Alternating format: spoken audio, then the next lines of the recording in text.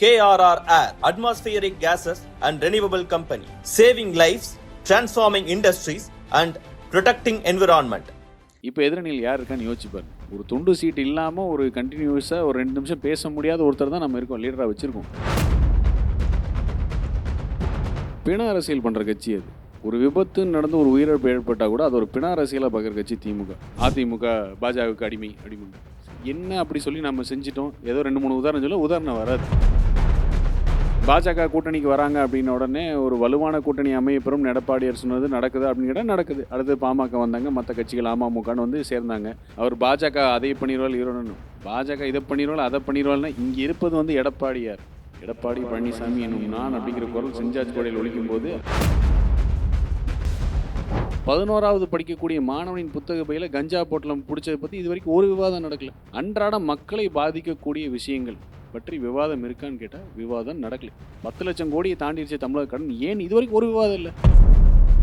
திமுக எப்பெல்லாம் 5 வருஷம் இருக்காங்களோ தமிழகத்தை குட்டிச்சவராக்கி கெடுத்து வச்சுட்டு தான் போவாங்க. அதை சரி செய்கிற வேலை தான் அதிமுக. நீங்களா மாட்டிக்கிறீங்க, அதுக்கு ஆதாரம் வருது, அதுக்கு விசாரணைக்கு போகிறீங்க, அதை கூட மக்கள்கிட்ட போகக்கூடாதுங்கிற ஒரு பெரிய வேலை தான் இங்கே நடக்குது. தாவாக்கா miss the bus long back அப்படி தான் நான் சொல்லுவேன். இதனால பாதகம் வந்து அதிமுக கிடையாது, அது தாவாக்காக்கு தான் அந்த பாதகம்.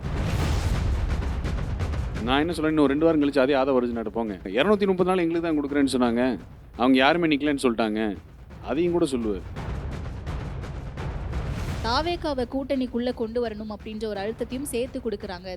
எல்லாமே ஒரு திட்டமிட்ட ஒரு சதின்னு தான் நான் சொல்லுவேன். காங்கிரஸில் இருக்கிறவங்க எங்களை கொஞ்சம் சுயமரியாதையோடு நடத்துங்க, 75 நாட்கள் நாங்கள் காத்துட்ருக்கோம்னு சொன்னாங்களா இல்லையா? போன தடவை விட இந்த தடவை அதிகமாக கொடுத்தா தான் நாங்கள் கூட்டணி வருவோம்னு சொன்னாங்களா இல்லையா? மு க ஸ்டாலினோட அரசியல் வாழ்க்கையும் சரி, உதயநிதியோட அரசியல் வாழ்க்கையும் முடிவுற பெறும். அதனால் அறிவாலயத்தில் ஜனநாயகம் மலரும், அது எடப்பாடி மலரும். ஸ்ட்ரைக் ரேட்டுன்னு பார்த்தீங்கன்னாக்கா 90-95% அடிக்கக்கூடிய ஒரே கட்சி வந்து தமிழ்நாட்டில் வந்து அதிமுக தான். அது வந்து திமுக ஒன்று விதிவிலக்கல்ல. திமுகவுக்கு அதே சோதனைகள் வரும். அப்போ பார்க்கலாம், எடப்பாடியார் மாதிரி இங்கே ஒரு ஆளுமையாக மு க ஸ்டாலின் இருக்காரில்ல, யார் இருக்காங்கிறது அப்போ பார்ப்போம்.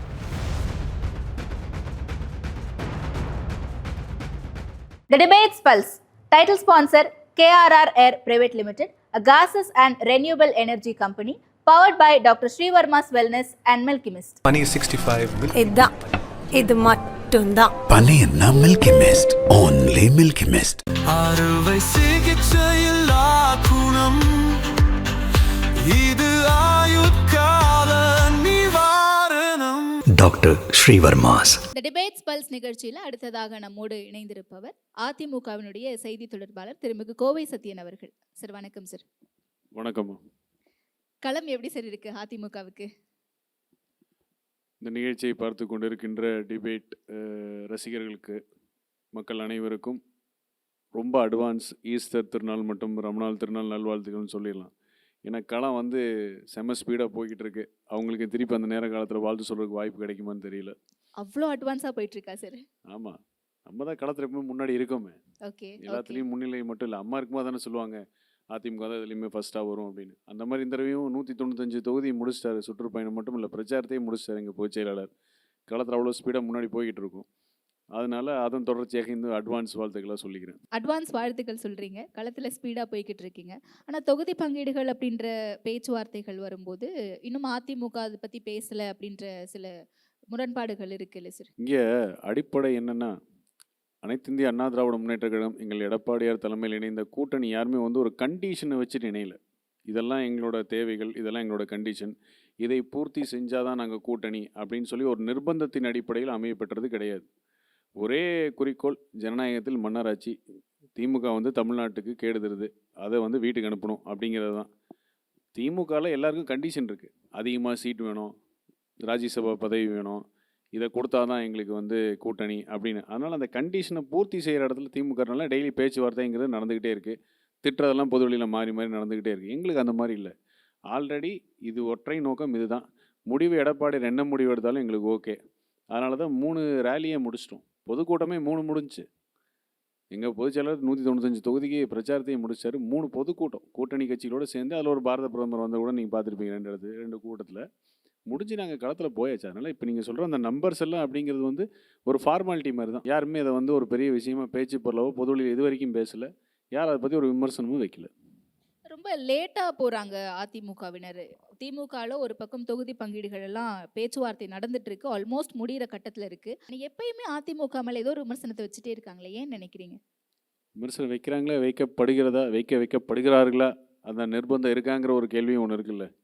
ஒரு களத்தில் உண்மையை சொல்கிறது விமர்சனமா, இல்லை அது ஒரு பேச்சு பொருளாக மாறணும்னு வைக்கிற விமர்சனமாக ஒன்று இருக்குல்ல. இரட்டை தலைமைன்னு அம்மா மறைவுக்கு பின்னாடி இன்றைக்கி ஒரு 10 வருஷமாக வந்து தினம் தினம் அதிமுக தான். எடப்பாடியார் மூச்சு விட்டாலும் அது ஒரு விமர்சனம். இப்போவே ஏன் மூச்சு விட்டார், கொஞ்சம் பொறுமையாக விடலையா அப்படின்னு. எடப்பாடியார் சாப்பிட்டா ஏன் இப்போவே சாப்பிட்டாரு, அப்புறம் சாப்பிடுங்க. எந்த ஒரு விஷயமா இருந்தாலும் அதில் ஒரு உள்ளர்த்தம் அப்படிங்கிற கற்பிக்கிற மாதிரி தான் ஊடகம் இப்போ போய்கிட்டு இருக்கு.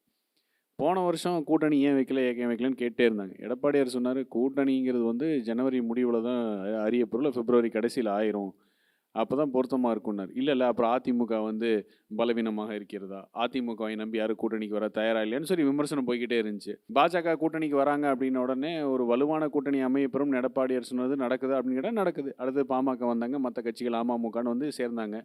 எடப்பாடியார் சொன்ன மாதிரி வலுவான கூட்டணி அமையப்பெற்றது. இப்போ நம்ம மார்ச் மாதத்தில் உட்காந்துருக்கோம், கூட்டணி நிறைவு பெற்றிருக்கு. அப்போ அவர் சொன்னது நடந்திருக்கு. சில ஊடகம் சில நபர்களுக்கு ஒரு அவசரம், அந்த இடத்துல அந்த டைமில் ஏதோ ஒரு நரேட்டிவ் செட் பண்ணணுங்கிற முயற்சின்னா தொடர்ந்து நடந்துக்கிட்டு தான் இருக்குது. இப்போ அதோட தொடர்ச்சி தான் இந்த நம்பரும். கூட்டணி நம்பர்ஸ் இன்னும் முடிவாகவில்லை, கடைசி நேரம்லாம் கிடையாது. இப்போ தான் தேர்தல் அறிவிப்பு வந்திருக்கு. எடப்பாடியிட்ட கேட்கும்போது அவர் இதே தான் சொன்னார், தேர்தல் அறிவிப்பு வந்த பிறகு தான் அதெல்லாம் வந்து அறிவிப்பு வரும்னாரு. தேர்தல் அறிவிப்பு வந்திருக்கு, அடுத்த கட்டம் போயாச்சு. நீங்கள் எதிர்பார்க்க கூட முடியாமல் திடீர்னு எப்போ வேணால் கூட கூட்டணி பற்றி அறிவிப்புகள் கூட வரலாம், நம்பர் தொகுதி பங்கீடு அறிவிப்பு கூட வரலாம். நிலவரம் அப்படி தான் போய்கிட்டு இருக்கு. பாஜக அழுத்தம் கொடுத்துட்டே இருக்காங்க அதிமுகவுக்கு அப்படின்ற விமர்சனம் நீண்ட காலமா இருக்கு. இப்போ அது எப்படி மாறி இருக்குன்னா, தாவேகாவை கூட்டணிக்குள்ள கொண்டு வரணும் அப்படின்ற ஒரு அழுத்தத்தையும் சேர்த்து கொடுக்குறாங்க. தாவேகாவுக்கு இன்ன நம்பர்ஸ் ஒதுக்கணும் அப்படின்ற ஒரு அழுத்தம் கொடுக்குறாங்க அப்படின்றது இருந்துச்சு. சமீபத்தில் இப்போ விஜய் அவர்கள் அதை மறுத்திருக்காரு. கூட்டணி எல்லாம் கிடையாது, நாங்கள் தனித்து தான் போட்டியிட போறோம் அப்படின்ற மாதிரி. பட் அந்த அழுத்தம் இருந்துச்சா அதிமுகவுக்கு? இந்த பாஜக அதிமுக பற்றின வரக்கூடிய விமர்சனங்களுக்கு ஆதாரத்தின் அடிப்படையில் எதுவுமே கிடையாது. எல்லாமே ஒரு திட்டமிட்ட ஒரு சதின்னு தான் நான் சொல்லுவேன். களத்தில் அஇஅதிமுக அதனுடைய செயல்பாடுகளை எதிர்க்க முதுகெலும் இல்லாத திமுகவோட ஈகோசிஸ்டமோட வேலைன்னு தான் நான் இதை சொல்லுவேன். எங்கேயுமே வந்து கூட்டணி கட்சிகள் சேர்ந்த பாஜக யாரும் வந்து நாங்கள் கூட்டணி பேச்சுவார்த்தைக்கு குழு அமைச்சிட்டோம், 75 நாளாக காத்துக்கிட்டு இருக்கோம், அதிமுக அமைக்கல நேரம் குற்றச்சாட்டு பொதுவெளியில் வச்சாங்களா? பாஜக யாரும் எங்களுக்கு வந்து கொஞ்சம் சுயமரியாதையோடு நடத்த சொல்லுங்கன்னு யாரும் பேசினாங்களா? கூட்டணி கட்சிகளுக்கு கொஞ்சம் எதிர்பார்ப்பு இருக்குது, அதை பூர்த்தி செய்ய ஏதாவது பொதுவெளி இந்த மாதிரி கருத்து விமர்சனம் வந்துச்சா? அதிமுக பாஜக இதர கூட்டணி கட்சியில் எதையுமே வரல. ஆனால் அங்கே வந்துச்சா இல்லையா? காங்கிரஸில் இருக்கிறவங்க எங்களை கொஞ்சம் சுயமரியாதையோடு நடத்துங்க, 75 நாட்கள் நாங்கள் காத்துட்ருக்கோம்னு சொன்னாங்களா இல்லையா? போன தடவை விட இந்த தடவை அதிகமாக கொடுத்தா தான் நாங்கள் கூட்டணி வருவோம்னு சொன்னாங்களா இல்லையா? இந்த மாதிரி பொதுவெளியில் மாறி மாறி திட்டிக்கிட்டு விமர்சனம் வச்ச திமுக வலுவான கூட்டணின்னு நம்ப வைக்கப்படுகிறது. இந்த மாதிரி எந்த பிரச்சனையும் இல்லாமல் சுமூகமாக போயிட்டு இருக்கும்போது ஏதாவது ஒன்று சொல்லி கிளப்பி விடலாம் அப்படிங்கிற வேலையாக தானே இதெல்லாம் தெரியுது. இல்லை, அட்லீஸ்ட் அவங்களுக்குள்ள பேச்சுவார்த்தை தொடங்கி இருக்கு, அது சில முரண்கள் இருக்கு, அது வெளிப்படையாக தெரியுது. ஆனால் அதிமுக பாஜக கூட்டணியில் இன்னும் பேச்சுவார்த்தை தொடங்கலை. ஒருவேளை தொகுதி பங்கீடு பேச்சுவார்த்தை தொடங்கிய பிறகு இந்த மாதிரியான முரண்கள் வரதுக்கான சாத்தியங்கள் இருக்குமோ அப்படின்னு கெஸ் பண்ணலாமா? நீங்கள் 2 வீடு பக்கத்தில் இருக்குது. ஓகே, ஒரு வீட்டில் இருக்கிற மற்ற வீட்டில் 2 குடும்பம் இருக்குது. ஒரு வீட்டில் அமைதியாக அவங்க வராங்க, காலையில் போகிறாங்க வராங்க. இன்னொரு வீட்டில் காலையிலேருந்து சண்டை மண்டை உடஞ்சிக்கிட்டே இருக்குது, சட்டி பானை உருளை சத்தம் கேட்டுக்கிட்டே இருக்குது, சண்டை மண்டை உடச்சிக்கிட்டே இருக்குது. திடீர்னு உள்ளேருந்து மனைவி வெளியே ஓடி வரா அடிச்சுக்கிட்டு, அப்புறம் திடீர்னு கொஞ்ச நேரம் கழிச்சு கணவன் வெளியே ஓடி வரா. பார்க்குற பொதுமக்கள் அந்த அமைதியாக அவங்க வேலையை பார்க்குற குடும்பம் தான் சரியாக இருக்குன்னு சொல்லுவாங்களா, இப்படி அடிச்சுட்டு இருக்கிற குடும்பம் சரியாக இருக்குன்னு சொல்லுவாங்களா? எதை வந்து சொல்லுவாங்க மக்கள்? எது சரியாக இருக்குன்னு சொல்லுவாங்க? உங்கள் பார்வையில் கேட்குறேன், நீங்கள் எந்த குடும்பம் சரியாக இருக்குன்னு சொல்லுவீங்க? அமைதியா இருக்க குடும்பம். அதை தானே நாங்களும் இவ்வளோ நேரம் சொல்லிகிட்டு இருக்கோம். Okay. அதிமுக அமைதியாக ஒரு பிரச்சனையும் இல்லாமல் போயிட்டுருக்கு. ம். ஆனால் சண்டை போட்டு சண்டை மண்டை உடச்சிட்டு இருக்கு. அந்த குடும்பத்தை பார்த்து அதுனா பிரச்சனை இல்லை, அவங்களாச்சும் சண்டை போட்டுக்கிறாங்க, நீங்கள் என்ன சண்டை போடலையேன்னு கேட்குறீங்க. சார், இல்லை, சண்டை எதிர்பார்ப்பு பாருங்க எப்படி ஆயிடுச்சுன்னு. அவங்க சண்டை மண்டை உடஞ்சிக்கிட்டு இருக்கு, அது சிறப்பாக இருக்குன்னு சர்டிஃபிகேட் கொடுக்குறோம். இல்ல, ஆனால் இங்கே அமைதியாக எங்களுக்கு இருக்கும்போது ஏன் இங்கே தேவையான சண்டை இல்லைன்னு கேட்டா, எங்களுக்கு தேவையான நம்பர்ஸை நாங்க டிமாண்ட் பண்ணி வாங்குறது அப்படிங்கிறது எங்களுடைய உரிமை. ஜனநாயக முறைப்படி திமுக எங்களை நடத்துறாங்கன்னு சொல்றாங்க. அதான் கணவன் வந்து நீ யார் என்ன கேட்குறீங்க, என் முன்னாடி நான் தாலி கட்ட முன்னாடி நான் அடிப்பேன் உதப்பேன், நீ யார் என்ன கேட்குறீங்கிற மாதிரி இருக்குது. அதுக்காக இந்த உதாரணத்தை நான் வந்து குடும்பமாக வச்சு சொன்னேன். நாங்கள் வந்து ஒரு குடும்பம் போல், நாங்கள் வந்து கொள்கை ரீதியான கூட்டணி அப்படின்னு என்னெல்லாமோ கதை அளந்த திமுக இப்படி பொதுவெளியில் அடிச்சுக்கிறாங்க அப்படிங்கிறது மக்கள் பார்த்து கேட்கக்கூடிய கேள்வி. எந்த பிரச்சனையுமே அமைதியாக இருக்கும் பொழுது நீங்கள் ஏன் சண்டை போடல, நீங்கள் ஏன் கூட்டணி குறித்து பாஜக எந்த கருத்துமே வைக்கல, நீங்கள் எதையுமே சொல்லனா தேவையில்லை. ஏன்னா எல்லாருக்கும் ஒரு அண்டர்ஸ்டாண்டிங் இருக்குது, சுமூகமாக இருக்குது, எல்லாருக்கும் அது ஏற்புடையதாக இருக்குது. எடப்பாடியார் தலைமைங்கிறது எல்லாம் நம்புகிறாங்க. எடப்பாடியார் கொடுக்குற நம்பருக்கு ஏற்புடையதாக இருக்குங்கிறனால நிம்மதியாக போய்கிட்டு இருக்கோம். நிம்மதியாக போகிறதுங்கிறது வெற்றிக்கான அறிகுறிங்கிறது யாருக்கு பொறுக்கலையோ அவங்க தான் இதை கேட்டுக்கிட்டு இருப்பாங்க. பாருங்கள், ஒன்றுமே சத்தத்தை காணோம், அழுத்தம் கொடுக்குறாங்க, மிரட்டல் கொடுக்குறாங்க. இதில் எங்கே இருக்குது? இதுக்கான ஆதாரம் எங்கே இருக்குது? ஆதாரம் இல்லை, அடிப்படை இல்லாமல் வெறும் கற்பனையிலே வழக்கம் போல். ஒரு உதாரணத்துக்கு ஒன்று சொல்லுவாங்க, அதிமுக பாஜகவுக்கு அடிமை அப்படிம்பாங்க. என்ன அப்படி சொல்லி நம்ம செஞ்சிட்டோம்? ஏதோ 2-3 உதாரணம் சொல்ல உதாரணம் வராது. ஆனால் வரலாறு சொல்லும். எப்பெல்லாம் திமுகவும் காங்கிரஸும் இருந்ததோ, மத்தியில் காங்கிரஸ் இருக்கும்போது இங்கே திமுக இருந்தது. திமுகவுக்கு சுத்த கொத்தடிமையாக வேலை பார்த்து தமிழ்நாட்டோட உரிமை வாழ்வாதாரத்தை காவு கொடுத்த வரலாறு இருக்குது. ஆனால் அவங்க சொல்லுவாங்க, நாங்கள் வந்து வீராதி வீரர்கள், சூராதி சூரர்கள். இங்கிருந்து மரியாதைக்குரிய கனிமொழி டெல்லி போனால் அது வந்து பெரிய ராஜதந்திரம். இதே எடப்பாடியார் டெல்லி போனால் பாருங்கள், டெல்லியிலேருந்து தான் இன்ஸ்ட்ரக்ஷன் வருது, அதனால தான் டெல்லி போகிறாங்க. எப்படி ஒரு இரட்டை நிலைப்பாடு எப்படி மாறி மாறி போடுவாங்க பாருங்க. இல்ல கனிமொழி அவர்கள் அங்கேயே டெல்லியில பார்லிமெண்ட் செஷன் நடந்துட்டு இருக்கும்போது அப்போ போய் மீட் பண்ணதுக்கும் இங்க இருந்து போய் மீட் பண்ணதுக்கும் வித்தியாசம் இருக்குன்னு அவங்க தரப்புல இருந்து வைக்கக்கூடிய வாதமா இருக்கு. அவங்க என்ன சொல்றாங்கன்னா, தொகுதி பங்கீடு, கூட்டணி பேச்சுவார்த்தை எல்லாமே இங்க எங்களுடைய கட்சி அலுவலகத்துல திமுக தலைமையில அறிவாலயத்துல நடக்குது. அதிமுகவுக்கு அப்படி நடக்குதா? ஏன் டெல்லிக்கு போகணும்? இங்க இருக்கக்கூடிய ராயப்பேட்டா கட்சி அலுவலகத்துல ஏன் நடக்கல அப்படிங்கிறது. கனிமொழி அவர்கள் காங்கிரஸ் அலுவலகத்துக்கு டெல்லி போனாங்களா போலையா? போனாங்க, மறுக்க ஏன் முடியாது. அறிவாலயத்தில் நடக்க வேண்டியதானே? கூட்டணி இதுதான் பேச்சுவார்த்தை இங்க தானே சார் நடக்குது. சரி, இப்போ எடப்பாடியார் டெல்லி போயிருக்காரு. இப்போ 2 நாட்டுகளில் போர் நடந்துகிட்டு இருக்கு, சண்டை போய் சில நாட்டினுடைய அடிப்படை விஷயங்கள், அதற்கான தேவைகள், இதே சிலிண்டரை தலை தூக்கி வச்சு தானே கூட்டணி கட்சிகள் போராடிட்டு இருக்காங்க. அதுக்கான பிரச்சனை தானே அந்த 2 நாடு சண்டை போட்டுக்கிட்டு இருக்கு. அதற்குரிய வேலையில் ஒருத்தர் இருக்காரு. இப்போ இதனால என்ன பெரிய தவறாயிருச்சு? இதனால நாட்டினுடைய அனைத்து நாட்டில் இருக்க நம்ம கூடிய எல்லா மக்களுக்கான விஷயங்கள் அப்படிங்கிறதுல ஒருத்தர் வந்து பிஸியாக இருக்கார். அமித்ஷா அவர்கள் அதோட பெரிய பிரச்சனையாக வரக்கூடிய வாய்ப்புகள் இருக்கா, நம்ம நாட்டில் எப்படி காப்பாற்றுறது, என்ன நம்மளோட ப்ரையாரிட்டி எப்படி பார்க்குறதுங்கிறதுல இருக்கார். இதுக்கும் எந்த வேலை வெட்டியுமே இல்லாமல் சும்மா உட்காந்துக்கிற காங்கிரஸ் ஆஃபீஸுக்கு போய் கனிமொழி அவர்கள் போனதுக்கு வித்தியாசம் இல்லையா? அப்படி காங்கிரஸ் தலைவர்கள் என்ன பெரிய நாட்டை காக்கிற வேலையில் அங்கே உட்காந்துருக்காங்கன்னு சொல்லி கனிமொழி அவர்கள் அங்கே போனாங்க. வெட்டியாக தான் உட்காந்துருக்காங்க அவங்களும். இங்கிருந்து தான் போனாங்க. அப்போ அவங்க அறிவாலயம் வந்திருக்கலாம்ல. அதாவது ஒரு உப்பு சப்பு இல்லாத விஷயத்தை பேச்சு பொருளாக மாற்றி மக்களை எப்படி திசை திருப்பது, எப்படி கொஞ்சம் உணர்வுபூர்வமாக பேசி மக்களை தூண்டி விடுறது, இந்த வேலையெல்லாம் திமுக வந்து கைதேர்ந்த வல்லவர்கள். அந்த வேலை தான் இன்னும் போய்கிட்டு இருக்கு. சாதனைன்னு சொல்லி மக்களை போய் பார்க்கறதுக்கு ஒன்றும் கிடையாது. இன்றைக்கி விளாத்தி குளத்தை பற்றி பேசணுமா வேண்டாமான்னு கேட்டால் பேசி தான் ஆகணும். பேசக்கூடிய துணிவு இருக்கான்னு கிடையாது. மற்ற சீர்கேடு நடக்கக்கூடிய விஷயங்கள், அரசும் அரசு நிர்வாகத்திலையும் இருக்கக்கூடிய சீர்கேடுகள், அதை பேசுகிறோமான்னு கேட்டால் கிடையாது. தேர்தல் கோட் ஆஃப் கான்டக்ட் வந்ததுக்கப்புறம் கூட ஒரு எம்எல்ஏ ஒரு 5 இனோவா கார் கொடுப்பார், கோட் ஆஃப் கான்டக்ட் வயலேஷன்லேயும் கொடுப்பார். அதை பற்றி பேசணும், பேச மாட்டோம். 3-4 எஸ்பி மாற்றிருக்காங்க, 2 கலெக்டரையும் மாற்ற சொல்லி கேட்டிருக்கோம். அதுக்கான தேவை இருக்கா, என்ன தேவை அப்படின்னு அதை பற்றி பேசணும். அதை பற்றி பேசுறதுக்கான வாய்ப்புகள் இல்லை. மக்களை பாதிக்கின்ற மக்களுடைய அன்றாட பிரச்சனைகள், இந்த அரசனுடைய நிர்வாக தோல்வி, இந்த அரசனுடைய ஊழல், இதன் மூலமாக மக்களுக்கு வரக்கூடிய பிரச்சனைகளை பற்றி பேசுறதுக்கு யாரும் தயாராகவே இல்லை. சட்ட ஒழுங்கு பிரச்சனைலேருந்து ஆரம்பித்து பெண்கள் பாதுகாப்பு பற்றி எதுவுமே தயாரில்லை. ஆனால் அண்ணன் CV சண்முகம் அவர்கள் இப்படி சொல்லிட்டார். உடனே ஒரு மிகப்பெரிய விவாத பொருள். ஆனால் அன்றைக்கி 6 மணி நேரம் சிபிஐ என்கொயரியில் உட்காந்த, ED என்கொயரியில் உட்காந்த செந்தில் பாலாஜி பற்றி பேச மாட்டோம். என்ன விஷயம்னா இதுதான் நாட்டு நடப்பு. இதுதான் நான் சொல்ல நியாயப்படுத்துறீங்களா முன்னாள் அமைச்சர் CV சண்முகம் அவர்கள் பேசினது? நான் நியாயப்படுத்துறதுக்கு இல்லை. எங்கள் அமைச்சர் அடுத்த நாளே வந்து நான் மன்னிப்பு கோருகிறேன்னு சொல்லிட்டார். நிபந்தனையற்ற மன்னிப்புன்னு சொல்லிட்டார். அதோடு அது முடிஞ்சு போச்சு. என்ன நியாயப்படுத்துறதுக்குன்னு இல்லை, எது வந்து மக்களை பாதிக்கின்ற விஷயங்கள், எந்த விஷயம் மக்களுக்கு தெரியணும் அப்படின்னு கேட்குறேன்.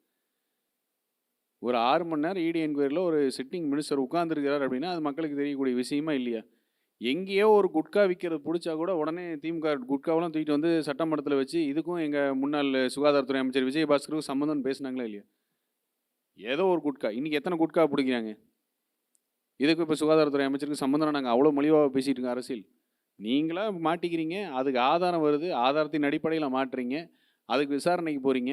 அதை கூட மக்கள்கிட்ட போகக்கூடாதுங்கிற ஒரு பெரிய வேலை தான் இங்கே நடக்குது. கேட்டால் மத்தியிலிருந்து பாஜக அழுத்தம் கொடுக்கிறது, தாவாகாவுக்கு 90 சீட் பேசிட்டாங்க, டெப்யூட்டி சீஃப் மினிஸ்டர் பேசிட்டாங்க. இந்த கதையெல்லாம் உருட்டுறாங்கன்னு சொல்லி நம்பிட்டு வந்து ஒரு 4 பேர் வந்து பேசுகிறாங்க பாருங்க. நாட்டில் அந்தளவுக்கு வச்சுருக்காங்க இந்த இடத்துல. இந்த DMK ஈகோ சிஸ்டம் அந்தளவுக்கு இந்த வந்து செய்திகளை கட்டுப்படுத்துது. 90 சீட்டு கொடுக்க போகிறேன், டெப்யூட்டி சிஎம் கொடுக்க போகிறேன்னு சொன்னது ஆதவர்ஜுனா அவர்கள் தான். அதான் சொல்கிறேன். அதே தாவேகாவுக்குள்ள இருந்து தான் சொன்னாங்க. நான் என்ன சொல்கிறேன், இன்னும் 2 வாரம் கழிச்சு அதே ஆதவர்ஜுனாட்ட போங்க, 180 சீட்டு கொடுக்குறேன்னு சொன்னாங்க, டெப்யூட்டி சிஎம் 2 பேர் கொடுக்குறேன்னு சொன்னாங்கன்னு சொல்லுவார். இன்னும் 2 வாரம் கழிச்சு போங்க, 230 நாள் எங்களுக்கு தான் கொடுக்குறேன்னு சொன்னாங்க, அவங்க யாருமே நிற்கலன்னு சொல்லிட்டாங்க, அதையும் கூட சொல்லுவார். ஒரு சொல்லவர் அவருக்குடைய சொல்லக்கூடிய அந்த தன்மை என்ன, அதில் எவ்வளோ தூரம் உண்மை இருக்கலாம், இதுக்கு முன்னாடி அவர் சொன்ன விஷயங்கள்ல எவ்வளோ தூரம் உண்மை இருக்குங்கிறதையும் பார்க்கணுமா இல்லையா? மக்கள் அதையும் பார்ப்பாங்களா இல்லையா? பார்ப்பாங்களா மாட்டாங்களா? இப்போ எலெக்ஷன் நோட்டிஃபிகேஷன் வந்தாச்சு, அடுத்த கட்ட நடவடிக்கைன்னு போயாச்சு. எடப்பாடியார் 2 இடத்துல பொது வழியில் இந்த கேள்வி கேட்கும்போது டோட்டலாக மறுத்துட்டார். இல்லை நாங்கள் தாவக்கட்டை யார்ட்டையும் பேசவே பேச்சுவார்த்தை கிடையாது, எங்களுக்கு அது தேவையில்லைன்னு சொல்லியாச்சு. ஆனா ஆரம்பத்துல இதே உங்களுடைய பொதுச் செயலாளர் தான் ஒரு பிரச்சார இடத்துல பிள்ளையார் சொல்லி போட்டுட்டாங்க, பாருங்க கொடி பறக்குது இல்லை இப்போ அப்படின்லாம் அது பேசினார். பிள்ளையார் சொல்லி போட்டாங்கன்னு சொன்னது உண்மை, நடக்கல, அதனால இப்போ தவறா குத்தமா அது? ம். பிள்ளையார் சொல்லி போட்டாங்கன்னு சொன்னது குத்தமா? இல்லப்பா, அதிமுகவுல முயற்சி எடுக்கப்பட்டிருக்கோ ஏதோ ஒரு இடத்துல, அதை விரும்பி இருக்காங்களோ அப்படின்னு தானே புரிஞ்சுக்க முடியுது. இல்லை களம் வந்து மக்கள் விஜய் கட்சி ஆரம்பிக்கும் போதே தமிழ்நாட்டில் இருக்கிற பட்டி தொட்டிலெல்லாம் பேச்சு பொருளாக வந்த ஒரே விஷயம், எப்படி போய் அதிமுக போய் சேர்ந்தானா விஜயகாந்த் எதிர்கட்சி தலைவராக வந்து உட்கார்ந்த மாதிரி விஜய் போய் உட்காருவான்னு மக்கள் பேசுனது உண்மைதான், பேசு அது பொருளாச்சு. பேச்சு பொருள் ஆச்சது உண்மைதான், நாங்கள் அதை மறுக்கலையே. அதே மாதிரி தாவாக்கா தொண்டர்கள் அதிமுகவோட வரணும்னு அந்த தொண்டர்கள் விருப்பப்பட்டது உண்மைதான். அந்த தொண்டர்களோட உணர்வுக்கு மதிப்பு கூட தான் எடப்பாடியார் சொன்னார், பாருங்க பிள்ளையார் சொல்லி போட்டாங்கன்னா நாங்கள் போட சொல்ல, தாவாக்கா தொண்டர்களே பிள்ளையார் சொல்லி போட்டாங்க பாருங்கன்னு சொன்னது உண்மைதான். இப்போ தேர்தல் வரும்போது கூட்டணி கணக்குகள் அப்படிங்கும்போது இருக்கிறது உண்மைதான், அது நடக்கலை. ஆனால் அதுக்காக அது என்ன குத்தமா? அது பிள்ளையார் சொல்லி போட்டாங்கன்னு சொன்னது குத்தமா? இவங்க வரலன்னா எங்களுக்கு என்ன பெரிய இழப்பாயிருச்சா? இல்ல, அதிமுக தேர்தலே சிந்திக்காதா? அப்படி கொள்கை சோமா எதிரின்னு வந்து வருமா? பாஜகவை சொல்லிட்டு அவங்க இருக்கக்கூடிய கூட்டணியில போக மாட்டாங்க அப்படின்ற ஒரு விஷயம் பார்க்கப்படுது.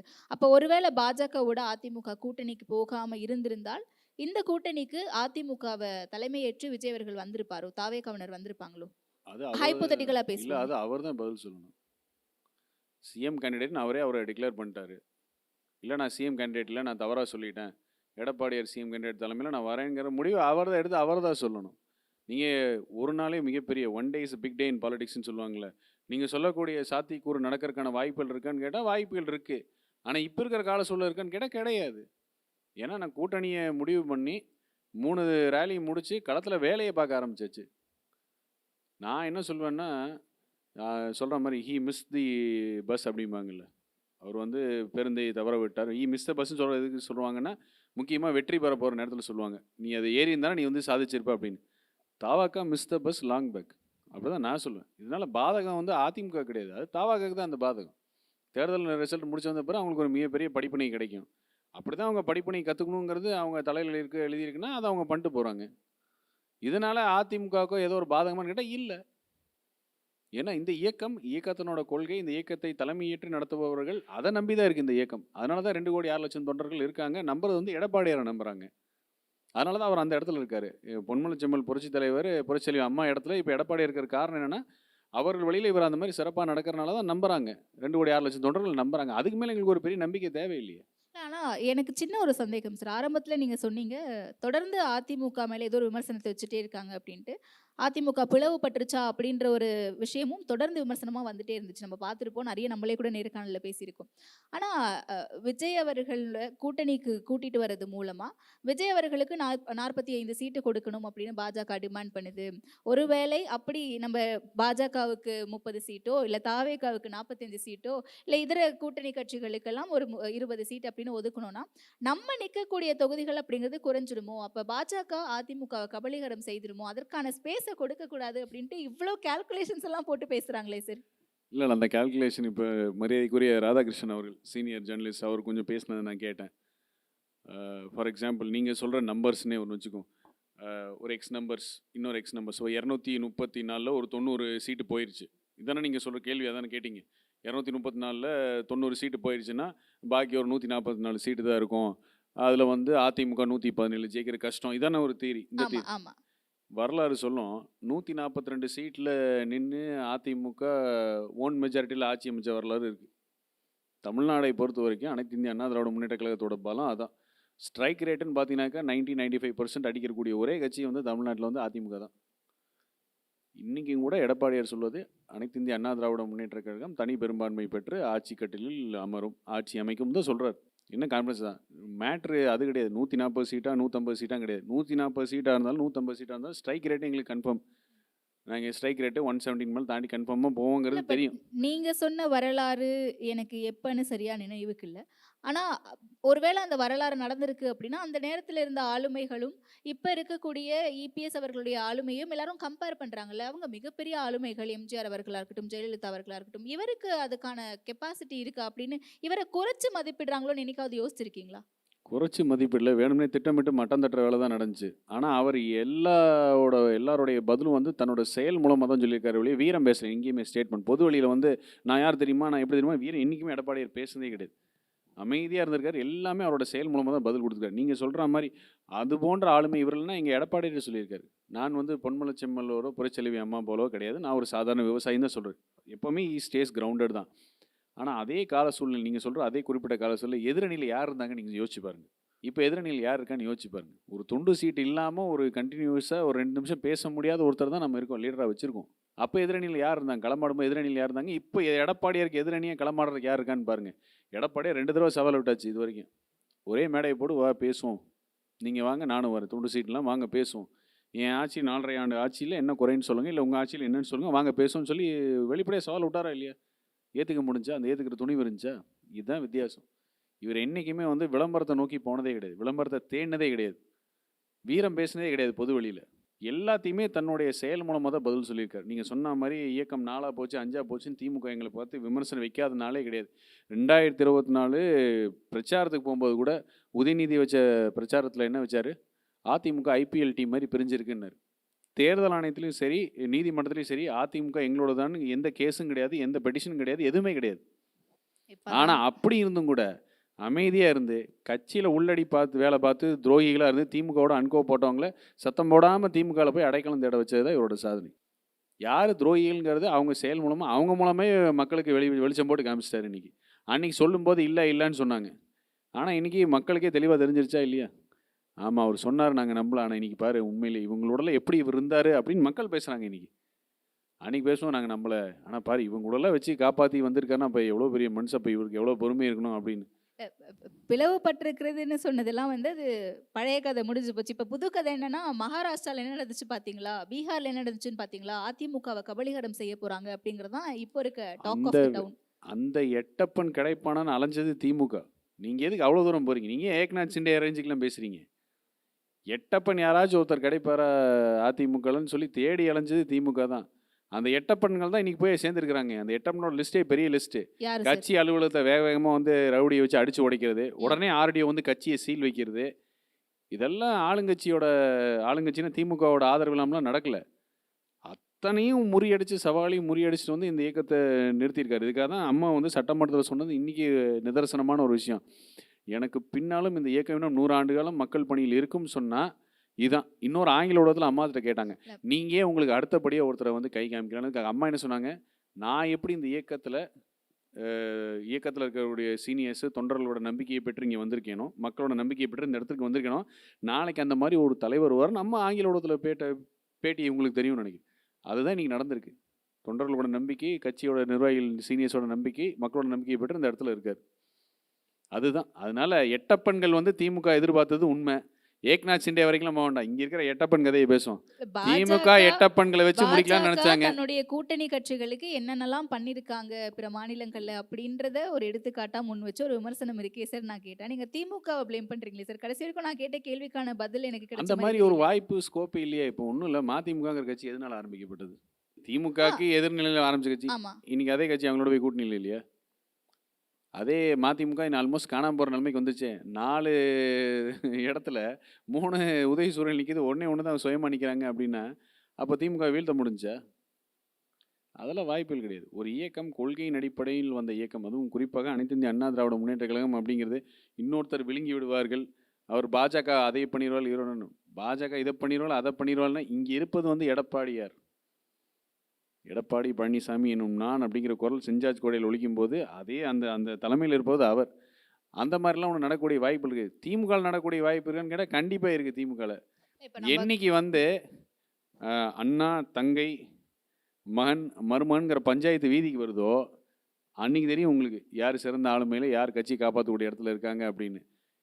இப்படி எடப்பாடியார் போன்ற கட்சியை காப்பாற்றக்கூடிய ஆளுமை திமுகவில் இருக்கான்னு கேட்டால் இல்லைங்கிறது என்னுடைய பதில். நான் மீண்டும் மீண்டும் சொல்கிறேன், அனைத்து இந்திய அண்ணா திராவிட முன்னேற்ற கழகத்துக்கு வந்த சோதனைகள் அது வந்து திமுக ஒன்றும் விதிவிலக்கல்ல. திமுகவுக்கு அதே சோதனைகள் வரும். அப்போ பார்க்கலாம், எடப்பாடியார் மாதிரி இங்கே ஒரு ஆளுமையாக மு க ஸ்டாலின் இருக்காரா இல்லை யார் இருக்காங்கிறத அப்போ பார்ப்போம். பட் ஸ்டில் அதிமுகவை இன்னும் வீக்கனான ஒரு கட்சியாவே போர்ட்ரே பண்ணிட்டு இருக்காங்களோ அப்படின்ற ஒரு பெர்செப்ஷன் இருக்குல்ல சார், நீங்க அதை நம்புறீங்களா? அப்ப களத்துல எப்படி மக்களை சந்திக்க போறீங்க? இது எந்த மாதிரியான ஒரு சவாலை கொடுக்கும் அதிமுகவுக்கு? உதாரணத்துக்கு விஜய் உட்படையே எடுத்துக்கலாம். அதிமுக அப்படின்ற ஒரு கட்சி களத்துல இருக்க மாதிரியே சொல்லாம தாவேகாவுக்கும் திமுகவுக்கும் தான் போட்டிங்கிறதையே தொடர்ந்து நிர்பந்திச்சுட்டு வந்துட்டு இருக்காரு. நீங்கள் நாளைக்கு ஒரு கட்சி ஆரம்பிக்கிறீங்க, நீங்கள் யாரை சேலஞ்ச் பண்ணுவீங்க? அடிப்படை, நீங்கள் நாளைக்கு கட்சி அரசியல் கட்சி ஆரம்பிக்கிறீங்க, நீங்கள் யாரை சேலஞ்ச் பண்ணுவீங்க? ஆளும் கட்சி அதிகாரத்திற்கு வந்து சேலஞ்ச் பண்ணுவீங்க. Okay. அதைத்தான் விஜய் பண்ணாரு. களத்துல யாருமே இல்லைன்னு சொல்றாரே சார். அவர் நான் சொல்றத மட்டும் தான் இருக்கேன்றாரு. நீங்கள் களத்திலே யாருமே இல்லைன்னு சொன்னால் கூட எந்த அரசியல் இயக்கமும் செய்யாத ஒரு வேலை, எந்த இந்தியா முழுக்கும் சொல்கிறேன், ஒரு பூத்துக்கு 9 நிர்வாகிகள், அதில் 9ல் 3 பெண்கள். ஸோ 6 ஆண்கள் 3 பெண்கள், எல்லாரும் 45 வயது கீழே இருக்கணும்னு சொல்லி நியமனம் செஞ்சு, எப்படின்னா இப்போ இருக்கிற 75,000 பூத்துன்னு சொன்னதுக்கு வராமல் அப்போ பழைய இருந்த 77,450 பூத்து 9 நிர்வாகிகளை நியமித்து 1.25 வருஷத்துக்கு முன்னாடி அவங்க களத்தில் வேலையில் இறக்கி விட்டு வேலை பார்த்துட்டு இருக்கிற இயக்கம் அதிமுக. 6,97,000 நிர்வாகிகள் பூத்து லெவலில் மட்டுமே. எந்த அரசியல் கட்சியுமே இந்தியாவில் இது பண்ணல. நாங்கள் பண்ணி முடிச்சதை பார்த்தது தான் திமுக. இப்போ தான் 2 மாதம் முன்னாடி அவசரமாக நாங்கள் 13 பேரை போட்டோன்னு அறிக்கை மட்டும்தான் கொடுத்தாங்க. ஆனால் எடப்பாடியார் நேர்காணல் வச்சு 9 பேரில் 3 மகளிர் 45 வயசு கீழே இருக்கும் நேர்காணல் வச்சு 1.25 வருஷத்துக்கு முன்னாடி ஃபீல்டில் இறக்கி வேலை பார்த்துட்டு இருக்கோம். நம்மளை பார்த்து இது வந்து ஒரு வீக்கான கட்சின்னு சொன்னால் யார் நம்புவா? இது ஊடக வெளிச்சம் இல்லை அப்படிங்கிறனால மக்களிடம் போய் சேராமல் கூட இருக்கான். மக்களிடம் இன்னும் போய் சேரலை, ஆனால் களத்தில் இருக்குது. 195 தொகுதியில் எனக்கு ஒரே 2 கோடி மக்களுக்கு மேலே எடப்பாடியார் பார்த்துட்டார். எந்த இடத்துலையுமே வந்து எடப்பாடியார் நீங்கள் தவறு அப்படி எந்த இடத்துலையும் ஒரு சின்ன சலசலப்பு கூட கிடையாது. ஐயா நீங்கள் தான் வரணும், நாங்கள் ஏமாந்துட்டோம், எங்களுக்கு நிம்மதியான வாழ்க்கையே இல்லை, எங்கள் பொம்பளை பிள்ளைகளும் நிம்மதியாகவே இல்லை, என் பையன் கையில் கஞ்சாவை கொடுத்து கெடுத்தது தான் இந்த ஆட்சியோட சாதனை, மக்கள் புலம்புறதை கேட்டிருக்கோம், நீங்கள் தான் வரணும்னு சொல்லி 195 தொகுதியில் இதே தான் ஒருமித்த குரலாக இருக்குது. ஆட்சி மாற்றம் வேண்டும் என்பது மக்களுடைய ஒருமித்த குரல். இதுக்கு மேலே நம்ம அந்த ஸ்ட்ரென்த்தை எங்கே போய் ப்ரூவ் பண்ணணும்? மீடியாவில் ப்ரூவ் பண்ணுமா, கிரவுண்டில் ப்ரூவ் பண்ணுமா? ஒரு அரசியல் கட்சி தன்னுடைய பலத்தையும் அதிகாரத்தையும் எங்கே ப்ரூவ் பண்ணுவாங்க? களத்திலையா இல்லை மீடியாலையா? இதுதான் அதிமுக திமுகவுக்கு வித்தியாசம். திமுகவுடைய பலம் மாயையெல்லாம் மீடியாவில் மட்டும்தான் இருக்குது, கிரவுண்டில் கிடையாது. அதிமுகவோட பலம் எல்லாமே வந்து கிரவுண்டில் இருக்குது, மீடியாவில் கிடையாது. இல்லை, களத்தில் கூட அதிமுக ரொம்ப ஸ்ட்ராங்காக இல்லையோ, ஒரு எதிர்க்கட்சியாக இன்னும் வீரியமாக எத்தனையோ போராட்டங்களை முன்னெடுத்திருக்கலாம். இப்போ நீங்கள் சொன்ன மாதிரி லா அண்ட் ஆர்டர் பிரச்சனை இருக்குது, பெண்களுக்கு எதிரான வன்முறைகள் இருக்குது, போதை புழக்கம் இருக்குது அப்படின்னு பட்டியலிடுறீங்களே, தொடர்ந்து இவ்வளோ பிரச்சனைகள் இருக்குது, ரிப்போர்ட்ஸ் ஆகிட்டு இருக்கு, பார்த்துட்டு இருக்கோம். அதற்கான ஸ்ட்ராங்கான ஒரு போராட்டமோ இல்லை களச்சூழலோ அதிமுக எதையுமே எதிராக திருப்ப மாட்டேங்கிறாங்களே திமுகவுக்கு அப்படின்ற ஒரு விமர்சனமும் இருக்கு. எவ்வளோ ஒரு தவறான முன்னுதாரணமாக வச்சுட்டு போயிருக்காங்க பாருங்க திமுக. பிண அரசியல் பண்ணுற கட்சி அது. ஒரு விபத்து நடந்து ஒரு உயிரிழப்பு ஏற்பட்டால் கூட அது ஒரு பிண அரசியலாக பார்க்குற கட்சி திமுக. அதனால தான் எல்லாமே தூண்டப்பட்ட போராட்டங்களாக வரும். அதிமுக அப்படி கிடையாது. எடப்பாடியார் வந்தோன்னு என்ன சொன்னார்? நாங்கள் ஆக்கப்பூர்வமான எதிர்க்கட்சியாக தான் இருப்போம் அப்படின்னு சொல்லி மக்களுடைய பிரச்சனைக்கு அவர் அறிக்கை கொடுக்காம இருந்ததே கிடையாது இது வரைக்கும். போராட்டம் நடந்திருக்குன்னு கேட்டால் போராட்டம் நடந்திருக்கு. சொத்து வரி உயர்வுலேருந்து ஆரம்பித்து அனைத்து மக்கள் விரோத நடவடிக்கைக்கும் தமிழகம் தழுவிய போராட்டம் இங்கே களத்திலேயே நடந்தது உண்மைதான். காவல் நிலைய படுகொலை, அஜித்குமார் கேஸ் என்ன ஆச்சுன்னு உங்களுக்கு தெரியும். களத்தில் போராடினது அதிமுக தான். அந்த குடும்பத்தை கொண்டு போய் ஒரு கல்யாண மண்டபத்தில் உட்காத்தி வச்சு டீல் பேச முடிக்கும் போது அதை போய் அந்த குடும்பத்தை காப்பாற்றினது அதிமுக. வழக்காடு மண்டலத்தில் நியாயம் இன்னைக்கு கிடைக்கப்பெற செய்யணும்னா அதுக்கான காரணம் அதிமுக தான். கள்ளக்குறிச்சியில் 68 உயிர்கள் இறங்கும்போது களத்தில் நின்று களத்திலேயே போராடினவர் எடப்பாடியார். களத்திலே கள்ளக்குறிச்சியிலே இறங்கி இதுவரை கள்ளக்குறிச்சி கால் உள்ள எடுத்து வைக்கல மு க ஸ்டாலின், மரியாதைக்குரிய முதல்வர். ஆனால் களத்திலே நின்று போராட்டம் பண்ணவர் எடப்பாடி. இது மாதிரி எல்லா விஷயத்தையும் போராட்டத்தை கையில் எடுத்துருக்கோம். ஆக்கப்பூர்வமாக எதிர்கட்சி இருக்கும். நீங்கள் போராட்டம் பஸ் அடிச்சு உடைக்கிறது, கண்ணாடி உடைக்கிறது, மக்களுக்கு பிரச்சனை கொடுக்கறதா போராட்டத்தோட வடிவுனா அது கிடையாது, அது தவறு. ஆக்கப்பூர்வமான எதிர்கட்சியாக இருப்போம்னா ஆக்கப்பூர்வமான எதிர்கட்சி இன்றைக்கி வரைக்கும் இருந்திருக்கும். இன்னும் வருத்தத்துடன் பதிவு வைக்கிற விஷயம் என்னென்னா, எங்களுக்கு ஊடக வெளிச்சம் வந்து கிடைக்கல. திமுக எதிர்கட்சியாக இருக்கும்போது கிடைக்கப்பெற்ற ஊடக வெளிச்சம் அதிமுகவுக்கு எதிர்கட்சியாக கிடைக்கல. ஊடக இருட்டடிப்பு என்பது நடப்பது உண்மை. திமுக ஆட்சிக்கு வந்ததிலிருந்து ஊடகத்துக்கு சுதந்திரம் மறுக்கப்பட்டது என்பது உண்மை. இன்றைய வரைக்கும் மறுக்கப்படுவது என்பது உண்மை. அதிமுக ஆட்சி காலத்தில் சாதாரணமாக நடக்கக்கூடிய விஷயங்கள் கூட விவாத பொருளாக பேசப்பட்டது. ஒரு தனியார் போர்வெல்லில் ஒரு குழந்தை விழுந்ததை 3 நாள் விவாதம் லைவாக போட்டு பேசின வரலாறு இருக்குது. ஆனால் இன்றைய இதே ஊடகம் விளாத்திக்குளம் 12ஆம் படிக்கக்கூடிய மாணவி கொல்லப்பட்டது, பாலியல் வன்புணர்வு செய்து கொல்லப்பட்டதை பற்றி ஒரு விவாதம் நடக்கலை. 11ஆவது படிக்கக்கூடிய மாணவனின் புத்தக பையில் கஞ்சா பொட்டலம் பிடிச்சதை பற்றி இது வரைக்கும் ஒரு விவாதம் நடக்கலை. அன்றாட மக்களை பாதிக்கக்கூடிய விஷயங்கள் பற்றி விவாதம் இருக்கான்னு கேட்டால் விவாதம் நடக்கலை. இவ்வளோத்துக்கும் மேலே 5 லட்சம் கோடி கடன் ஏன், 10 லட்சம் கோடியை தாண்டிடுச்சு தமிழக கடன் ஏன், இது வரைக்கும் ஒரு விவாதம் இல்லை. ஆனால் ஒட்டு மொத்தமாகவே சராசரியாக ஆண்டுக்கு 38,000 கோடி கடன் வாங்கும்போது கூட முதல் 2 வருஷம் கடன் இல்லை. அப்புறம் கஜா, நிவர், ஒக்கி, வர்தா, கொரோனா, இயற்கை பேரிடரெல்லாம் சந்திச்சும் கூட சராசரியாக ஆண்டுக்கு 38,000 கோடி கடன் வாங்கின அதிமுக, அதில் தாலிக்கு தங்கம் திட்டம்லேருந்து ஆரம்பித்து மருத்துவ பெட்டகம்லேருந்து குழந்தைகளுக்கு ஆரம்பித்து எல்லா திட்டத்தையும் மக்கள் நல திட்டத்தை கொடுத்த அதிமுகவை பற்றி அவ்வளோ விவாதம். இவ்வளோ கடன் வாங்குறாங்க, இவ்வளோ கடன். ஆனால் இன்றைக்கி ஆண்டுக்கு சராசரியாக 1.25 லட்சம் கோடி கடன் வாங்கியிருக்கிற திமுகவை பற்றி, எந்த மக்கள் நல திட்டம்னு நிறுத்தி வச்சு பண்ணிட்டு இருக்க திமுக பற்றி இது வரைக்கும் ஒரு விவாதம் இல்லை. அரசு நிர்வாகம் சார்ந்த ஒரு விவாதம் இல்லை. 1,80,000 கோடி கடன் இருக்கே டிஎன்இபியில், டான்ஜெட்கோவில். ஆனால் 3 முறை உயர்த்தி இருக்கீங்களே மின்சார கட்டணத்தை, 4 தடவை உயர்த்தியாச்சு. இப்போ 1,80,000 கோடி கரண்ட் இருக்குது. இதே நிலைமை போச்சுன்னா ஒரு 6 மாதம் கழிச்சு தமிழ்நாட்டில் கரண்ட் இருக்காது. துறை ரீதியான கேடு பற்றி ஒரு விவாதம் இல்லை. இதுதான் இன்றைக்கி இருக்கிற நிலைமை. ஊடக வெளிச்சம் என்பது திட்டமிட்டு அஇஅதிமுகவுக்கு மறுக்கப்பட்டிருக்கிறது என்பது உண்மை. அதை நான் ஊடகத்தை குறை சொல்ல முடியாது. ஆட்சியாளர்களின் அதிகாரம், எதேச்சிகாரம், ஆளுமை, அடக்குமுறை ஊடகத்தின் மேலேயும் பாஞ்சது உண்மைதான். நிறைவான கேள்வி சார். 4 முனை போட்டின்னு சொல்றாங்கல்ல, திமுக ஜெயிச்சிரும் அப்படின்னு சொல்ற ஒரு பர்செப்ஷன்ல பேசுறவங்களும் இருக்காங்க. போட்டியே 2வது இடத்துக்கு தான், எப்படியும் திமுக ஜெயிக்க தான் போறாங்க. அந்த 2வது இடத்துக்கான போட்டியில தான் தாவேகாவும் அதிமுகவும் இருக்காங்க. யார் எதிர்க்கட்சி தலைவர் அப்படிங்கிறதுக்கு தான் போட்டியே அப்படின்னு ஒரு நரேஷன் இருக்குல்ல சார். இந்த நரேஷன் எத்தனை பேர் சொன்னாங்கன்னு தெரியல. இது யாரும் சீரியஸாக இதை பற்றி ஒரு பேச்சு பொருளை கூட வரல. இதான் ஃபஸ்ட் டைம் தான் நரேஷனே நான் கேட்குறேன். சட்டமன்ற தேர்தலில் பேக் டு பேக் திமுக ஜெயிச்சா வரலாறு சத்தியமாக கிடையாது. ஏன்னா திமுக எப்போல்லாம் 5 வருஷம் இருக்காங்களோ தமிழகத்தை குட்டிச்சவராக்கி கெடுத்து வச்சு தான் போவாங்க. அதை சரி செய்கிற வேலை தான் அதிமுகவுக்கு. அதனால் இந்த தடவை மக்கள் தெளிவாக இருக்காங்க. முடிவு வந்து திமுக வீட்டுக்கு அனுப்புறது. ஜனநாயகத்தில் மன்னராட்சியோட முடிவுரை இந்த தேர்தலோட முடியும், அவ்வளோதான். அறிவாலயத்தில் ஜனநாயகம் மலரும். அது யாரால் மலரும்? எடப்பாடியார்னால மலரும். ஒரே குடும்பத்துக்கு வந்து சாமர் வீசியிருக்கிறவங்களுக்கு அறிவாலயத்தோட ஜனநாயகம் எப்படி மலரும்னா, இன்றுடன் அரசியல் அத்தியாயம் மு க ஸ்டாலினுக்கும் சரி, அவருடைய மகனுக்கும் சரி. ஆமாம், இன்றோட மு க ஸ்டாலினோட அரசியல் வாழ்க்கையும் சரி, உதயநிதியோட அரசியல் வாழ்க்கையும் முடிவுற பெறும். அதனால் அறிவாலயத்தில் ஜனநாயகம் மலரும். அது எடப்பாடியில் மலரும். அதனால் பேக் டு பேக் வாய்ப்பே இல்லை. இன்னொரு அடிப்படை விஷயத்தை சொல்லிடுறேன். இன்றைய கால சூழலில் நாளைக்கு தேர்தல் நடந்தால் கூட அனைத்து இந்திய அண்ணா திராவிட முன்னேற்ற கழகம் 210 அவுட் ஆஃப் 234 அடிக்கும்.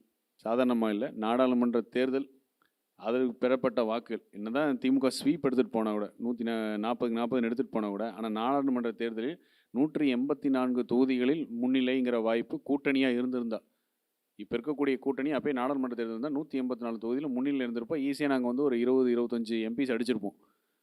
சட்டமன்ற தேர்தல் வந்து அதை விட வேறு. 2019 இதே மாதிரி ஸ்வீப்பாக இருந்தபோது கூட 2021 தமிழகத்தின் மிகப்பெரிய எதிர்க்கட்சியாக 75 சீட்டை வாங்கி உட்காந்தோம். பாஜகவுக்கு 4 சீட் கொடுத்தாங்க மக்கள். 18 விழுக்காடு வாக்கு வாங்கிய அதிமுக சட்டமன்ற தேர்தலில் 33.4 விழுக்காடு வாங்கிச்சு. அப்படியே டபுளாக வந்துச்சு. இதுதான் சட்டமன்ற தேர்தலை பொறுத்த வரைக்கும் நடக்கும். மக்கள் தெளிவாக இருக்காங்க. மாற்றம் தேவை. இந்த ஆட்சி வீட்டுக்கு மக்கள் தெளிவாக இருக்காங்க. அந்த இடத்தில் எடப்பாடியார் அமரப்போவது உண்மை. இதே நேரத்தில் அடுத்த 2 மாதம் கழிச்சு மே 23ஆம் தேதி எடப்பாடி பழனிசாமி என்னும் நான் என்பது சென்ட் ஜார்ஜ் கோட்டையில் ஒலிக்கும். ஓகே சார், என்ன நடக்கும் அப்படிங்கிறத பொறுத்திருந்து பார்ப்போம் சார். நேரத்திற்கு ரொம்ப நன்றி சார். நன்றி, வாழ்த்துக்கள்.